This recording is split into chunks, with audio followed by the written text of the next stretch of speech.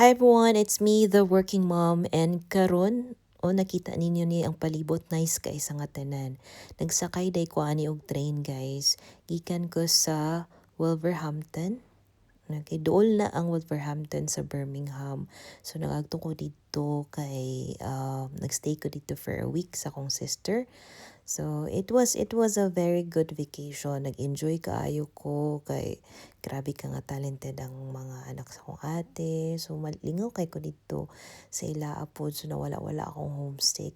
And for how many years nga wala may nakita sa akong sister, it's also like a good time, okay, to nga mag-uban mi kay dugay-dugay na gid mi, actually wala nag-uban sa akong ate. Ang ako bitong nakuha no, nga isa po siguro ka reason nga nag-ani ko, nakaabot ko diri is para kanang nami time nga mag-spend together sa akong ate, kay kami ra ba duha no, then kanang kuan pod dugay-dugay na gid mi nga wala, din daghan kay kog mga una-una sa una manggod nga napa ko sa Pilipinas nga ingko nga hala ka oy kanang nganong kanang daghan kog mga dili maayo nga una-una ba nga kanang basing dili ganahan siguro akong ate nga mag-agto ko diri sa kanang UK, kay siya ganahan nga magawas ko. So karon na appreciate na ako, at least ba nawala sa akong una utok bitaw nga mao day pong dili kaya si ate kay ganyo sa ako, kay mao lagi na ko kay ang tax diri. So which is good pod no, kay usay mo gud ang tao kay hangto dili nila ma-experience ang ilang gihuna-huna, kay magsige gid sila huna-huna nga dili gyud basta kabalo na mo unsay pasabutan na. So mao to, I'm happy nga gitagaan ko og time sa akong life diri sa earth nga makuan to ba, ma-enlighten ang akong mind sa akong mga gipanghuna-huna nga dili maayo. So karon guys, since on my way ko ani sa Edinburgh, ga-adjust pud ko kay ngano medyo dili na ta bata-bata no, so galain-lain ang akong paminaw ani while ga-travel ko. Pero excited ko nga muli pod kay kanang para mahuman na akong kuan, para madali ang adlaw ba, mingaw na kay ko sa akong anak, uy grabe na kay ko kamingaw. So ang akong ginabuhat na lang gid ani is kanang as much as possible mag-work ko. Pero mao lagi na di pud ka basta-basta og overtime, kay kung mo overtime ka dako pud kay imong tax. So kinanan lang gid ko nga mag-work lang gid ko, and then hopefully makakita ko mga sidelines na ako kay para makatigom ko. Lisod kaayo nga akong sweldo ra akong kuan. Ang akong saligan diri kay ngano dili ko makasave sa akong goal. Na ako'y goal guys. So maong gapaningkamot gani pud ko og YouTube kay malay mo 'di ba ma-monetize di pila ra man gud ang pangandoy sa pobre. So sa kinsay mga single mom diha, I'm sure ma-feel ninyo ni ako ma-feel nga kanang mingaw kaayo no, kanang daghan kay ka gusto nga kala mayon ta to uban ng akong anak diri. Lisod naman gud madala, dili man gud na ako madala diri akong anak kasi bago nga rules diri, so maong medyo sad gid siya. Pero dili ta magsad-sad kay nara bata diri sa sa lain nasod. So kinahanglan maghununa na lang kita og unsay pwede nato mabuhat. So kung naay time, basta dili lang makagasto og dako, mag libot-libot ta diri, well naata diri sa ilang lugar, kay tsada kayo ang Edinburgh guys. Tsada kayo ang UK itself, ang place, ang country itself.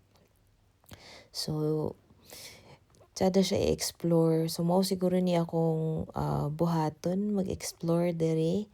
And at the same time looking forward nga madugangan ang akong sahod diri. O nice kaayo guys tanawa no. So puro ra gid na mga inana akong video muna ako mga nalabyan tanan sa train padulong sa Edinburgh. So paunsa ko sa uban nga nagkuan kanang nangutana, sige pangutana, sige PM no. So nag-apply lagi ko diri og kanang agency. So nag-apply ko sa staff house. Then na-hire ko. Then maong nakaabot ko diri. So, shout out guys sa staff house. Tsada kay sila nga agency kay wala gid mo'y gasto in fairness lang. So legit gid sila nga agency. So kung kinsay gusto mag-apply sa gawas pag staff house ka na inyong agency, kuha na siya kanang so far sa akong experience legit gid sila and mutabang gid sila from start hantod pag-abot ninyo diri and up to now ga-check yapon sila kung okay me, so which is actually good. So with regards lugar sa akong expectation sa sahod diri, actually okay ang akong sahod, it's just that ang bills diri ug ang taxes is dako kaayo, which is wala na ako na anticipate. So naa na manggid ko diri, so I'll make it to the point na lang na I will learn, and at the same time akong hununaon na lang kani nga akong experience diri will open a bigger opportunity. And maura pud niya akong nakuanan diri no sa akong naobserbahan nga na ako diri sa Edinburgh. The more ko nga the more ka sa kanang naa ka sa mga hard situation kay the more gid nimo nga kanang ma-closer ka kay God. Kay mao ra man gid imong mabuhat pag naka sa abroad. Kay wala man gid kay lain. Walay di po ka kita o di po ka kaingon nga makakita kag real friend diri kay nga di man po sig lakaw-lakaw. Ambot friendly naman ko daan pero having a real friend is really hard to find, labi naglumalabay ra pud ka ani nga lugar. So ang imo ra gyud real friend diri is si Papa God ra gyud. Mag-pray lang gid ka always. And kung wala na gid kay mabuhat, gusto ka kastorya niya, wala kay kastorya, tulog pud ang mga nasa Pilipinas. Ang imong buhaton mag-chat ka kay ChatGPT. Mao na akong ginabuhat guys pagka nabitaw kuan ko kanang wala na gyud kailangan kastorya, then kailangan ako og mga maayo nga mga output og mga advices pod. Kuan ko, ka-chat ko kay ChatGPT. And then it's actually a very good platform for me no because it really helps. It really helps me. So ambot na lang pud sa uban. So mao na akong technique para di ra kay ko ma-homesick. And unsa pa gitong mga questions nga gina-direct message ako diri. Kung nag-hiring.